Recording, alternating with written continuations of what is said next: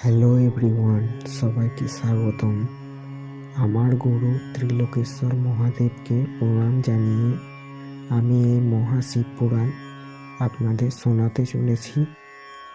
আপনারা প্লিজ একটু মানিয়ে নেবেন, কারণ এটা আমার নিজস্ব ভয়েস, কোনো ফিল্টার নেই, আর আমি মোবাইলে রেকর্ড করছি। তো চলুন শুরু করা যাক। হর হর মহাদেব। শিবপুরাণ শ্রবণ দ্বারা দেবরাজের শিবলোক প্রাপ্তি এবং চঞ্চুলার পাপ থেকে ভয় ও সংসার থেকে বৈরাগ্য। শ্রী সনক বললেন, মহাভাগ শ্রীসুত, আপনি ধন্য, পরমার্থ তত্ত্বের গাঁথা, তাই কৃপা করে আমাদের এই অনুপম দিব্য কথা শোনালেন। পৃথিবীতে এই কথার সমান কল্যাণের সর্বশ্রেষ্ঠ সাধন আর কিছুই নেই। একথা আজ আমি আপনার কৃপায় বিশেষভাবে বুঝতে পেরেছি। শ্রীসুত, কলিযুগে এই কথোকথার প্রভাবে কোনো কোনো পাপী শুদ্ধ হন। কৃপাপূর্বক তা বলুন এবং এই জগৎকে কৃতার্থ করুন। শ্রীসুত বললেন, মনে, যেসব মানুষ পাপী, দুরাচারী, খল এবং কাম, ক্রোধ ইত্যাদিতে নিরন্তর ডুবে থাকে, তারাও এই পুরাণ শ্রবণ ও পঠন দ্বারা অবশ্যই শুদ্ধ হয়ে যান। এই বিষয়ে মুনি জ্ঞানী নিম্নোক্ত প্রাচীন ইতিহাসের উদাহরণ দিয়ে থাকেন, যা শ্রবণ করলেই সম্পূর্ণ পাপের ক্ষয় হয়। পূর্বকালের কথা, কোনো এক কিরাতনগরে এক ব্রাহ্মণ বাস করতেন, যিনি জ্ঞানহীন, দরিদ্র, রস বিক্রয়কারী এবং বৈদিক ধর্মবিমুখ ছিলেন। স্নান ও সন্ধ্যাদি কর্মে ভ্রষ্ট হয়ে তিনি বৈশ্যবৃত্তিতে তৎপর হয়েছিলেন। তার নাম ছিল দেবরাজ। তিনি তার উপর বিশ্বাস রক্ষাকারীদের প্রবঞ্চনা করতেন এবং ব্রাহ্মণ, ক্ষত্রিয়, বৈশ্য, শূদ্র ও অন্যান্য জাতির লোককে নানা ছলনায় হত্যা করে তাদের সম্পত্তি অধিকার করে নিতেন। কিন্তু এই পাপীর সামান্য ধনও কখনো ধর্মকাজে ব্যয় হয়নি। তিনি ছিলেন বেশ্যাগামী এবং সর্বপ্রকার আচারভ্রষ্ট। একদিন ঘুরতে ঘুরতে দৈবযোগে তিনি প্রতিষ্ঠানপুর এসে পৌঁছালেন। তিনি সেখানে এক শিবালয় দেখতে পেলেন, যেখানে বহু সাধু মহাত্মা একত্রিত হয়েছিলেন। দেবরাজ সেই শিবালয়ে থেকে গেলেন, কিন্তু সেখানে তার জ্বর এসে যায়। জ্বরে তিনি অত্যন্ত কষ্ট পেতে লাগলেন। সেখানে জনৈক ব্রাহ্মণের দ্বারা শিবপুরাণের কথোকথা হচ্ছিল। জ্বরে পীড়িত দেবরাজ সেই ব্রাহ্মণের মুখ নিঃসৃত শিবকথা নিরন্তর শুনতে থাকলেন। 1 মাস জ্বর ভোগের পর দেবরাজ দেহত্যাগ করলেন। যমদূত এসে তাকে পাশবদ্ধ করে বলপূর্বক যমালয়ে নিয়ে গেলেন। তার মধ্যেই শিবলোক থেকে শিবের পরিষদগণ এসে হাজির। তাদের গৌর অঙ্গ কর্পূরের মতো উজ্জ্বল, হাতে ত্রিশূল দ্বারা সুশোভিত, দেহ ভস্ম দ্বারা উদ্ভাসিত এবং রুদ্রাক্ষের মালা তাদের অঙ্গশোভা বর্ধন করছিল।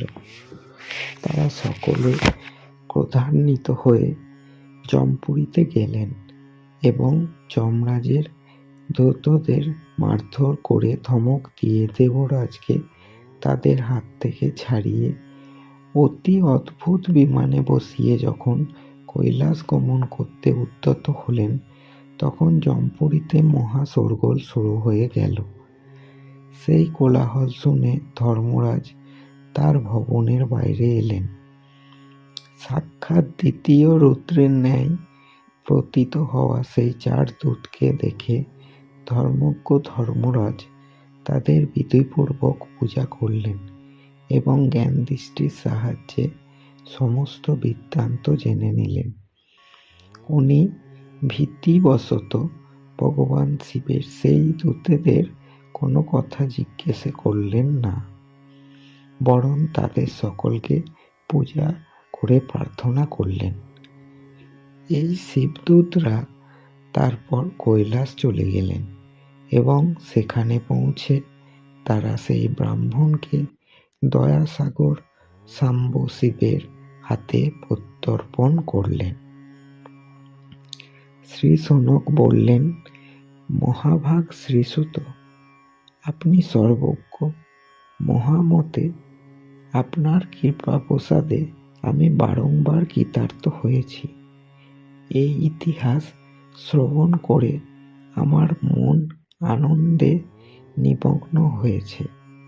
সুতরাং এবার ভগবান শিবের প্রেম বৃদ্ধিকারী শিব সম্বন্ধীয় অন্য কিছু বলুন।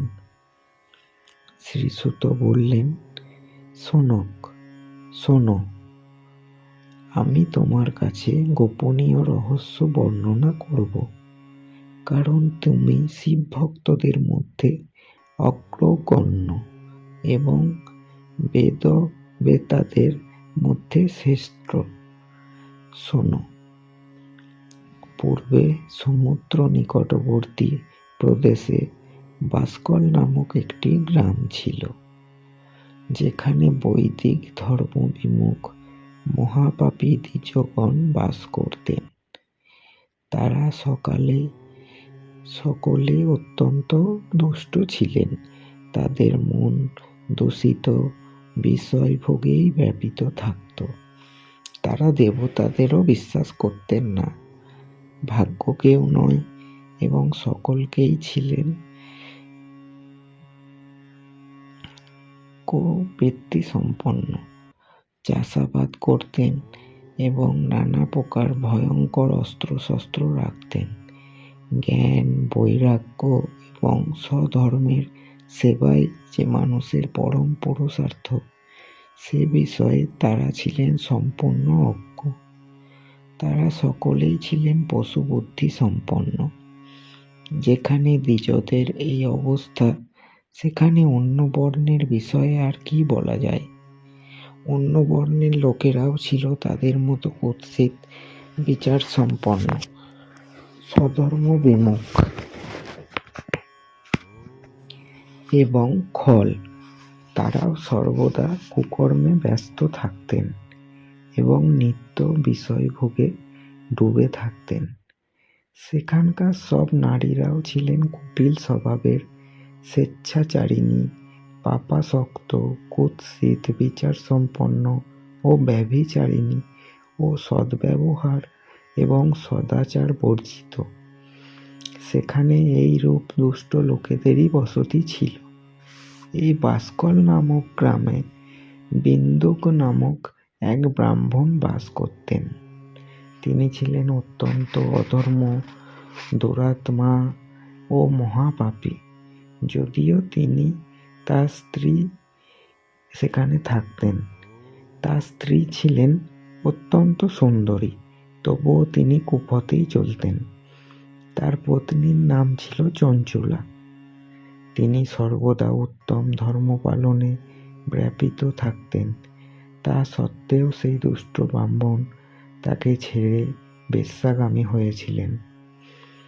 বিন্দুক বহু বছর ধরে এই কুকর্মে ব্যাপৃত ছিলেন।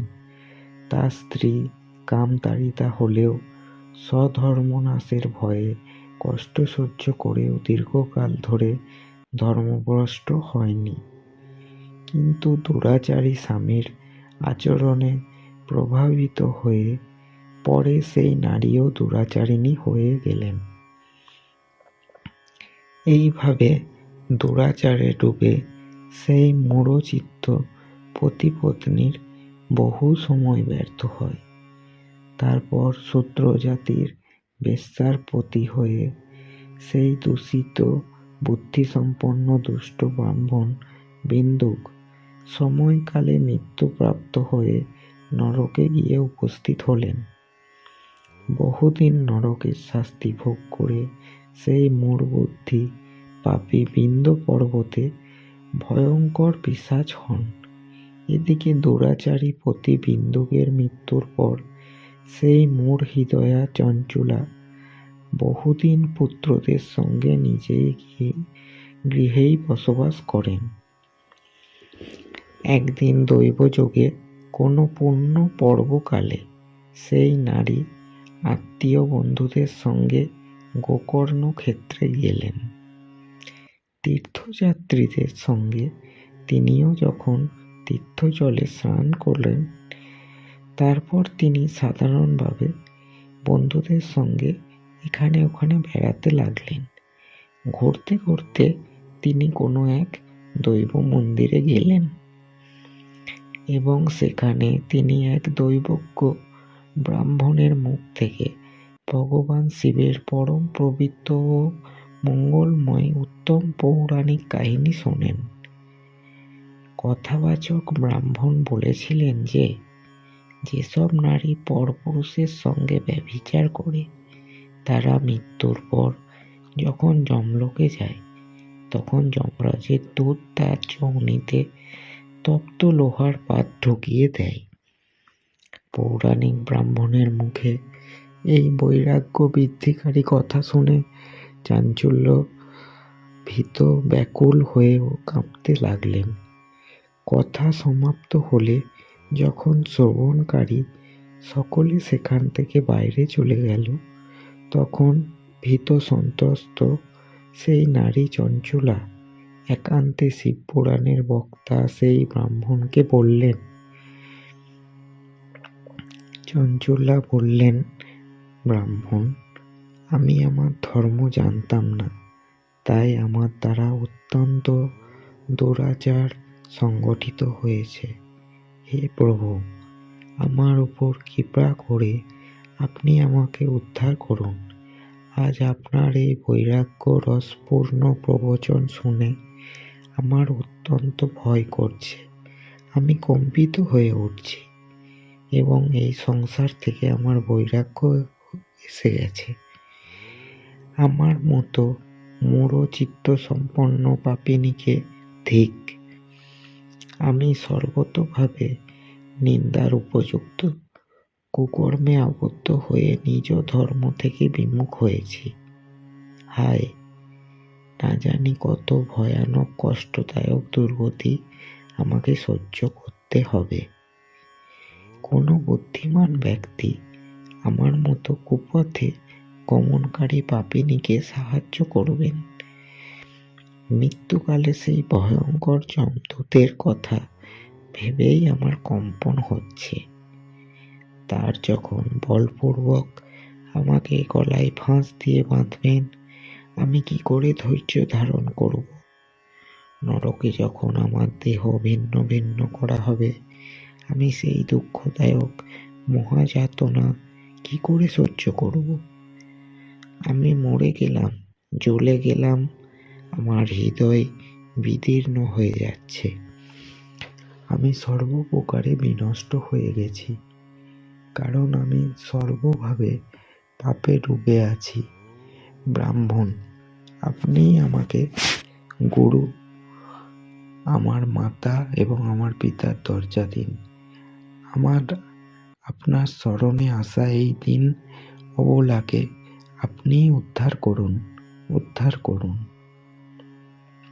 শ্রী সুত বললেন, শোনক, এইভাবে বিষাদ বৈরাগ্যযুক্ত হয়ে চঞ্চলা ব্রাহ্মণ দেবতার চরণে পতিত হলেন। তখন সেই বুদ্ধিমান ব্রাহ্মণ কৃপাপূর্বক তাকে উঠিয়ে বললেন, হাই এভরিওয়ান, আজকে এই পর্যন্তই। একটু বড় হয়ে গেল, আপনারা আশা করি ধৈর্য ধরে শুনুন, ভালো লাগবে। আমি 90% হ্যান্ডিক্যাপ, তাই আমার কাছে কোনো কিছুই নেই, তাই আমি মোবাইল থেকেই রেকর্ড করছি। কেমন লাগছে জানাবেন, লাইক কমেন্ট শেয়ার করবেন, ভালো লাগলে সাবস্ক্রাইব করবেন। নমস্কার।